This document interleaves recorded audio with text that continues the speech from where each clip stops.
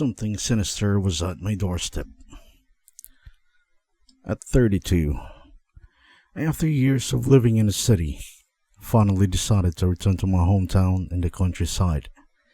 After saving enough money, I bought a charming single-story house on the edge of a quiet neighborhood, surrounded by open fields and bordered by a dense forest. The peace and fresh air were exactly what I needed after the stress of city life.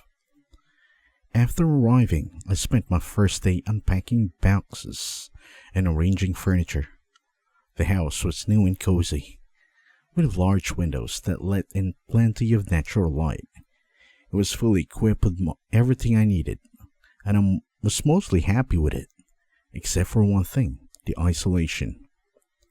My only neighbor lived across the street, and beyond that, there were no other houses for miles. At times, it felt like I was in the middle of nowhere.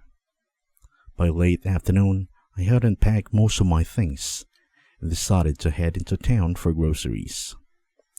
The local market was small but well stocked.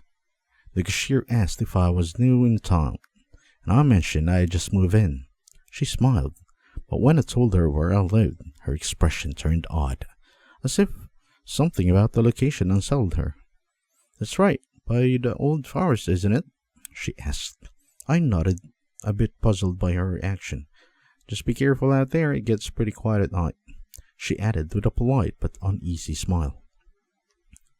I brushed off the comment, attributing it to small town superstition or just typical concern for someone living alone. I loaded up on groceries and a few bottles of wine, then I drove back to my house. That evening, after a small dinner, I decided to relax in my living room with a glass of wine. I lit a few candles, put on some music, and snuggled up on the couch with a book. Being home alone felt a little lonely, but it had its own advantages, so I could do whatever I pleased without any interruption. It was around 10 p.m. at this point, and I was tired of reading my book and go to my bed. I suddenly heard something outside. Something was walking in the grass near my home. This sounded eerily close, likely only standing behind my living room to the front yard, but I got a little bit nervous, so I went to grab a baseball bat nearby before I got up and looked into the window. It wasn't until that I realized how dark it had gotten outside. I looked around, seeing nothing but large trees everywhere and pitch black darkness around them. I turned on the outdoor lights and looked out to my porch again, but saw no one. I strained to listen, hoping to catch any sound. The forest was eerily calm and quiet, and with the music off, I know I would have heard footsteps if someone was still moving around. However, after a few tense moments of waiting, the silence remained unbroken. I felt slightly relieved as the sound was gone, but still decided to leave the porch light on, just in case. Then I pulled the curtain down and finally decided to call it a night. That night, I lit up the fireplace and slept right in the living room instead of going to bed. The sleep came to me easily after the whole day of moving and unpacking. However, after what felt like 10 minutes of sleeping, I heard those footsteps again. This time, it came quickly after them. It was a singular door knock. I was immediately awake and alert, grabbing my bat. I went to the front door and took a peek outside. That's when I realized the light outside was out. Even though it had been just a little while earlier, it was utterly dark outside, so I couldn't see anything. Then I was peering hard through the peephole. Another knock echoed. I flinched and took a few steps away from the door. "Hello?" someone called out from the other side, their voice raspy but high-pitched. I guess it belonged to an old woman, but I wasn't entirely sure. The whole situation felt off to me, so I decided to give out no response. This person wandered on my property earlier, but only now that they come to my doorsteps. Hence, the way they knocked on my door was deeply unsettling. One deliberately knocked only. Nobody knocks like that. Whoever person this was, I was sure they had no good intention. Hello? There's the same voice again. Hello? Do you want some apple pie? My heart pounded as the weird question echoed through the door. Whoever was out there, I was now certain, had to be unhinged. There was no way I would respond or even think about opening the door for them. Taking a deep breath, I quietly retreated to the couch, hoping they would leave like before. But as I just settled down, I heard another noise, a dull thump, like something heavy landing on a roof. My blood ran cold, and I grabbed my phone to call 911. While I waited for someone to pick up, I heard more footsteps coming from the roof. They were slow, deliberate, and kept facing back and forth. Finally, someone on the other end answered, and I explained the situation and gave them my address.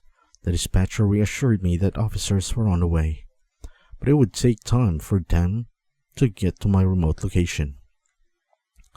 I stayed on the line, barely able to breathe, as the footsteps continued. After felt like an eternity, there was a heavy thud as something or someone jumped down from the roof. I heard the sound of boots crunching on gravel, then a slow, measured footsteps as they walked around the side of the house. My heart was pounding so hard, I thought it might burst. I moved quietly to the front window, peeking on just in time to see a shadowy figure slipping away into the darkness of the forest beyond my yard. A few minutes later, the police arrived. They searched the property but found no signs of no one. The officers took my statement and assured me they would keep a patrol car nearby for the night, despite their effort to reassure me. I couldn't shake the feeling that someone had been watching me, waiting for me to be alone. The rest of the weekend passed uneventfully, though I slept fitfully, jumping at every creak and groan in the cold house. On Sunday evening, I packed a bag and decided to spend the night at a nearby bed and breakfast. My nerves were too frayed to stay at the house alone. I would figure out what to do next in the morning, but one thing was certain. The peaceful solitude I had been looking for had turned into a terrifying ordeal. Whatever or whoever had been on my roof last night was still out there, lurking in the shadows of a quiet countryside, and I was grateful I had left before they decided to come back. The creep at my door. It was Friday night, and I had just finished my shift at the downtown bakery. I'd moved to this quiet little town only a few months ago and rented a small house at the end of a gravel road, about 10 minutes from the town square. The town wasn't much, just a few shops and a diner, and a long row of houses that sat on the edge of the open cornfields. After locking up the store, I started the walk home. The streets were empty, with not a soul in sight. If it weren't for the flickering glow of the old street's lights overhead, the short walk might have been much scarier. I got home around 10 p.m. and everything seemed normal. At the time, I was still new to the town, with no friends, so I live alone in a 2-bedroom house. I walked up to the front door and went inside. After getting my plans was to change and make something to eat. I had only made it halfway to bedroom when I heard doorknob turning on my front door. I stopped where I was and suddenly had a bad feeling. Obviously, I wasn't expecting anybody to come over. At first, I thought maybe I'd imagine it. There was no way someone could be at my door this late, but the sound was unmistakable. The rattle of the knob, like someone was trying to open the door. I turned around, and whoever was there started knocking at my front door. I felt kind of suspicious, but still walked inside, over to see and who was outside. When the front door was within my view, I carefully looked out the window. I didn't recognize him. He wasn't anyone from the town, at least not anyone I had ever seen. I was home alone, and as a young woman, I didn't want to answer, but he kept knocking. Then I heard him yell something. The strange man scared me, but I tried to reassure myself that he might be just at the wrong house. I thought about answering his knocks, but the way he aggressively banged the door made me hesitate and ultimately decided not to. I stayed there, just a few feet away, hoping that he would leave. He demanded to let me inside. Then suddenly he called my name. My stomach dropped. How did he know my name? I had never seen him before, not at work, not in any of the places I've been around in town. I tried to think if I'd forgetting meeting him somewhere, but nothing came in mind. There was no way he'd have shown who I was or where I lived. "I know you're in there. Open the door," the man shouted, and I decided I had enough of this bullshit. I yelled from the other side as loud as I could. I was calling the police if he didn't leave right now. However, that didn't seem to have much of an effect. He stayed there and kept banging on my front door. I noticed his car was parked in my driveway, headlights still on, with the driver's side door hanging open, as if he'd rushed to my doorstep. I was certain now, whoever this man was, he wasn't in his right mind. I got out my phone to call the police and dialed as quickly as I could. My heart was racing as I told the 911 operator the situation. My biggest fear was the man would try to break in somehow and get into my house. I was all alone. I could not fight him. Toward the end of my conversation on the phone, the man stopped, and I noticed him running back to his car. Then he got and drove away. I watched closely and made sure that his car left my street. I feel a bit better and told the 911 operator to this new information. They sent an officer out anyway so I could tell them what happened. After that, the guy was still gone. After looking around a little bit and talking to me, the officer left as well. It was a little scary being home by myself that night. I had a difficult time trying to go to sleep, but eventually I was able to. I woke up the next morning at about 7 a.m. At first, I had forgotten about the craziness of the night before. I made my way to the kitchen and passed by the window. I happened to notice a car parked right out front my driveway. It was the same car as the night before. The guy was back, and noticed he appeared to be inside of it. I didn't hesitate and called the police immediately. I told them that the man had returned. Then I carefully watched out the window for a couple of minutes. The man remained inside. I watched him open his door and leave the vehicle. He made his way up to my front door. Then he started knocking. I couldn't believe the audacity of this guy. Still didn't know who he was or what he wanted. I didn't know who he was.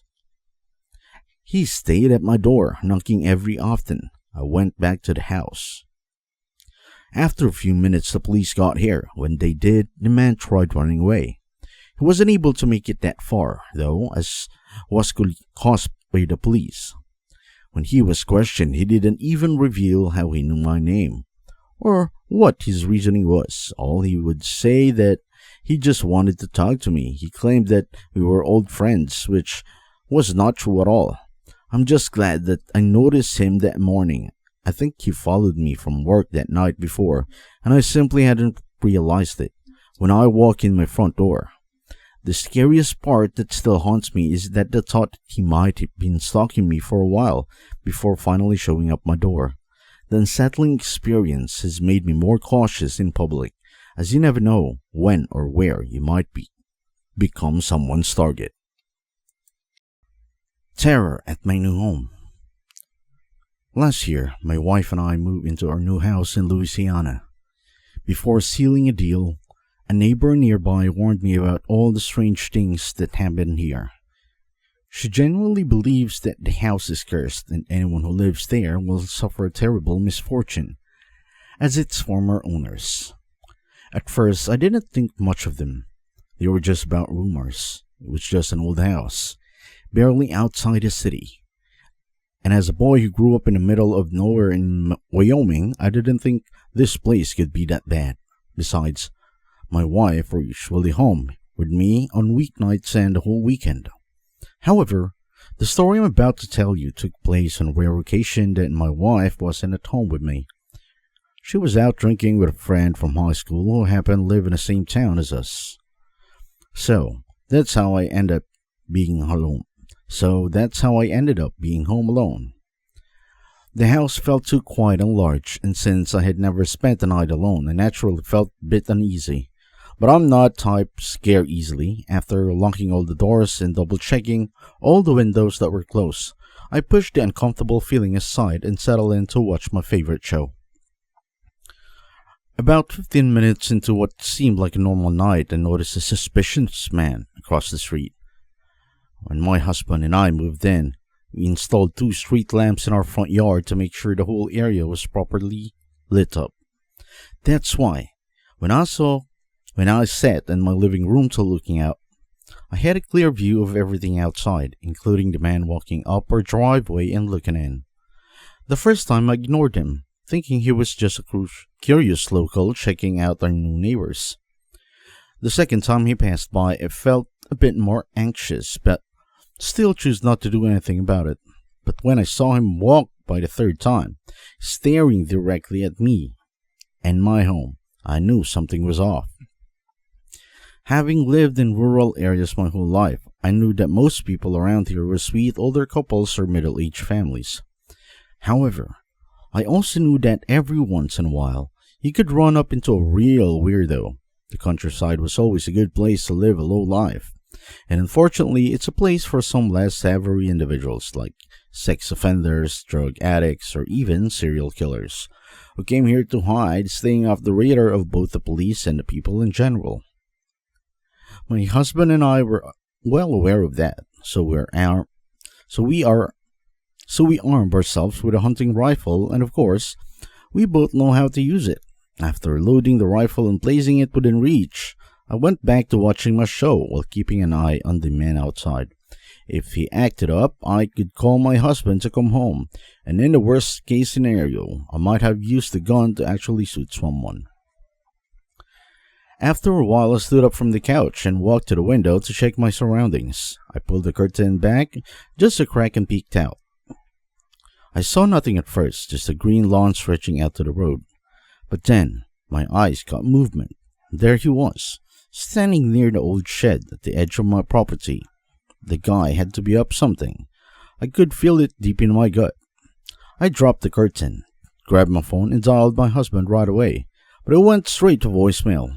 He was probably still at the bar and didn't pick up as his phone was drowned out by the noise. I called my husband again while standing by the window to take another look at the suspicious man. However, he was nowhere to be found. By then, the wind had earlier rustled my window had died down, leaving the house completely silent. That's when I heard it, a soft, deliberate knock on the front door. I rushed for the rifle, gripping it tightly as I approached the door. I didn't want to look, but I had to. I peered through the peephole, and my worst fear came to life. It was the same stranger who had been showing up at the house unannounced, time and time again. With my husband still not answering his phone, I decided to call 911. Just as I gave the operator my home address, I heard the back door click open. The man had just broken into my house, leaving me no choice but to escape through the front door. But that's when I heard rustling footsteps behind me. I spun around and saw that our shed, which we don't even use, had a side door wide open. The whole situation left me feeling confused, and I felt like a mouse being toyed by a cat. Despite my fear, I advanced toward the shed, screaming at the man to show himself with a rifle in hand. I was ready to shoot anything inside if I had to. As I moved closer to the shed, I started hearing noises inside, almost like somebody was moving around stuff. Suddenly, the light in my yard went out, catching me by surprise. But I was quick to turn on the flashlight attached to my rifle. With the light gone, I felt even more vulnerable, but it confirmed one thing. There were two intruders on my property. I stood a few yards away from the shed, didn't say anything, just waiting for him to come out. But something got hold of me inside. I couldn't hold back. I was scared but also pissed off that these men got toyed me for my whole evening. My husband and I lived here for 6 months without any problems. But now with him gone, these men really thought I was an easy target. This made me genuinely infuriated. I wasn't going to let them go away with this. I slowly but surely made my way to the door, and when the shed was just a few feet away, I peered through the dusty window. The moment I did, the noise inside stopped. He must have heard me or noticed me somehow. I wanted to turn on the light, but of course, the light bulb was out because it wasn't turning on. When I was about 10 feet from the shed, things went from the horrible to much, much worse. Out of nowhere, the shed door swung open, and a man came charging towards me. I stepped back, and I couldn't believe it, but I accidentally pulled the trigger. I stood still in disbelief. I didn't hit him, but I'm saying it didn't even seem to scare him. He continued approaching me, but at a slower pace. The man was tall but skinny. He was dressed in all black, wearing a mask. We were staring at each other. Then out of the corner of my eye, I saw another man stepped out, and I fired my rifle again. The bullet did not hit him, but only in the dirt. But that was enough to stop him in his tracks. I then pointed a gun at both of them. I was terrified, tried to keep my best to keep my cool, and told them to leave, or that I was going to kill both of them. "Do it then, you won't kill me, you're a coward," he said, then proceeded to call me every name in the book. That's when the police sirens came about in the distance. The intruders knew they were done for. I dropped my rifle as the two men tried to run, with two officers chasing right after them. The police caught them, and later they went straight to jail. After that incident, my husband and I worried that they were going to come back. We have a restraining order on him, but obviously there's really nothing stopping him from coming back if he really wanted to. When he gets out of jail, or that is, or maybe he's already out of jail, I don't know. All I know is that he comes back, he won't be nice. My husband and I are trying to move, but it's a lot easier than done, so we're going to hang tight for a while.